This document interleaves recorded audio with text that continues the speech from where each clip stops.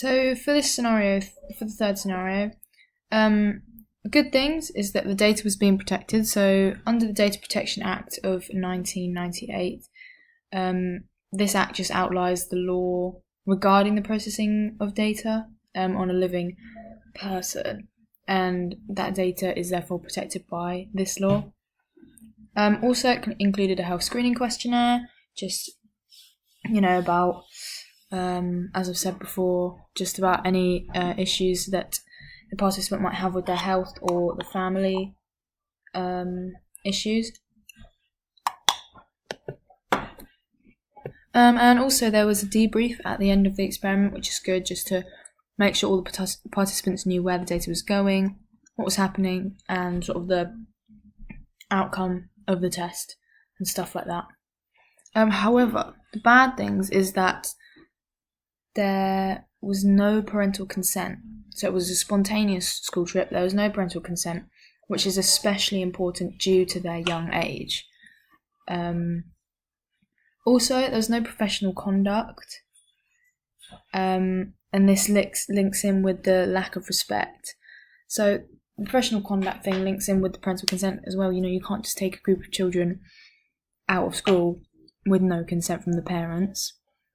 And also, with the lack of respect, all participants should be shown respect. The researcher, that should be their main thing, having respect for participant.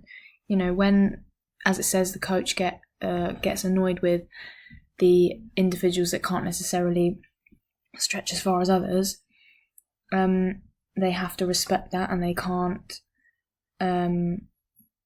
get annoyed about it. They have to consider the performance of the participant.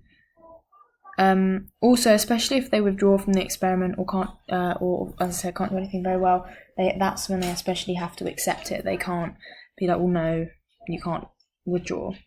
They've got to make sure that the participant is kept happy and okay at all times.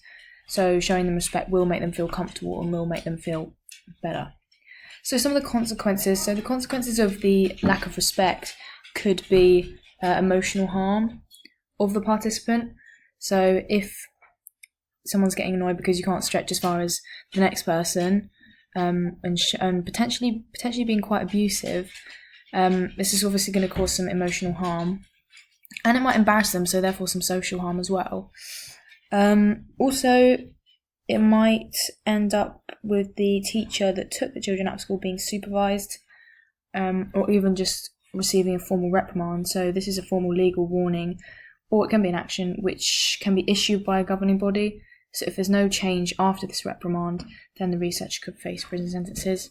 So obviously you can't take children out of school, so they would have to be supervised, maybe even suspended, and would receive a formal reprimand. So scenario 4, so a male gymnastics coach of whom has previously competed in regional gymnastics competitions wants to do an experiment on his group of young female gymnasts. The experiment, which hadn't gained ethical clearance, involves using various types of recovery techniques and identifying which is the most effective after a maximal session. He randomly selects which members of the group will undergo which technique, which could either be an ice bath at various temperatures, a sports massage performed by himself, or simply just PNF stretching. The main thing that's good about the scenario is that the researcher has a lot of competence. So he's obviously competed in regional competitions before, he knows what he's doing, so that's something as well. Also, he doesn't show any bias towards anyone. He shows equality. He selects randomly. He doesn't choose his favourites to do certain recovery technique. He's equal in the way he picks people, so he's treating them all the same without discriminating against certain participants. And also, it's a beneficial study. It's going to be beneficial because if they do the experiment and it actually turns out that an ice bath is the best way to recover, then that's what they're going to use in the future. That's what people will read about the experiment and be like, oh, actually, I'm going to try an ice bath rather than just stretching. So there's different types of risks. There's social, psychological, and physical risks. The benefits should always outweigh the risks, and if they don't, then the experiment shouldn't really be taking place. risks of harm from research goes up against the benefits to humankind, results-wise. So, bad practice. So, ethical clearance. It says in this scenario that the researcher didn't gain any ethical clearance for the study. This is very important. So, ethical clearance, an application form is filled out which includes the title and purpose behind the study, the method and who's taking part, how these participants are going to be informed of the procedures and any potential risks that come from the experiment, making sure they know that they can withdraw at any given time, and ensuring that the participant is kept confidential, all their data and stuff like that. And also that's going to be maintained throughout the whole procedure, not just at the beginning or whatever. So after reviewing the application, the review committee will do one of four things. They can either grant ethical clearance, grant it with a need for major amendments, grant it with minor amendments, or not grant it at all. So obviously send off your application and then they will either grant it, not grant it, or grant it with a certain amount of amendments. So this is done by an institutional ethics and review committee. So they look and evaluate the research that people want to do. So when they look at the application, they make sure it's both legal and ethical in order to protect everyone that's involved in the research, including the researchers, the institution, and especially the participants. Another thing is that the participant weren't volunteers, they were just his group, and he's said, right, we're going to do this, I'm going to put you to do that, you to do that. So obviously they need to be volunteers. And once again, no professional conduct, especially with the sports massage.